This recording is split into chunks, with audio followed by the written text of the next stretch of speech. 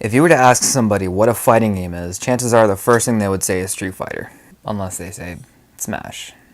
In which case, Sword Chief, kiss the return of the blade and slight shade, getting paid until my silhouette fades. In 1987, a fighting game came out called Street Fighter. It sucked. In 1992, it got a sequel, which would lay the foundation for how 2D fighting games work forever. It also had a million versions, ranging from turbo versions that made the game a little faster to championship editions that had more characters. The game was nuanced. Each character had individual special moves. The concept of stringing together moves, or what we would know today as combos, is not only fun to pull off, but really interesting to watch. Add to that having a huge cast of characters to choose from, which today we take for granted, but back in 1992 was a huge deal.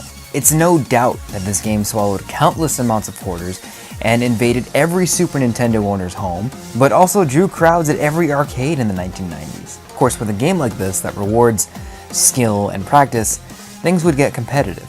When every kid in the 90s is playing your game, it only makes sense to capitalize. In 1991, Milpitas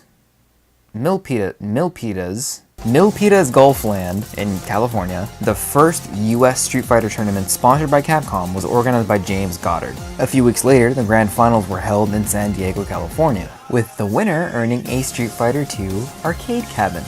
With the internet slowly finding its way into everyone's homes, websites like Shoryuken.com started popping up. The website founder Tom Cannon held the first 40-man Street Fighter II tournament in 1996 called Battle by the Bay. This little 40-man grassroots tournament would go on to be renamed EVO in 2002 and would see tournaments with thousands attending and even more watching online. In 1997, Street Fighter II got a sequel, of course, and it would get updates like Street Fighter III Second Impact and Street Fighter III Third Strike.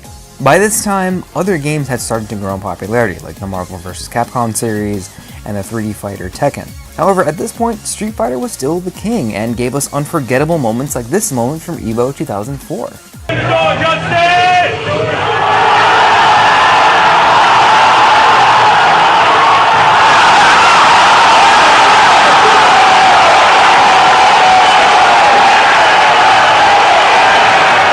As time went on, the competitive landscape shifted a little bit.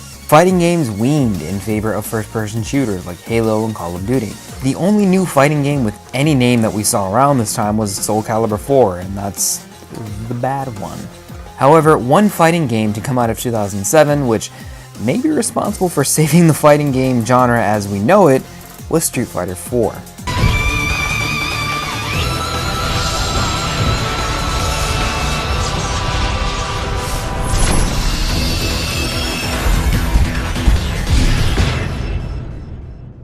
Now today, Street Fighter 4 isn't considered all that great from a competitive standpoint. Some say it dumbed down the game from Street Fighter 3 being way more forgiving. However, it brought back the public's interest in fighting games.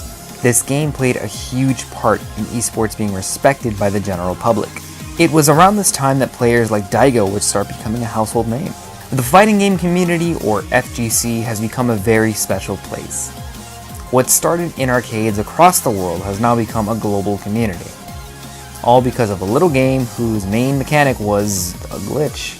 With Street Fighter V still going strong, the Street Fighter name will definitely be at the center of gaming's fighting game genre for years to come.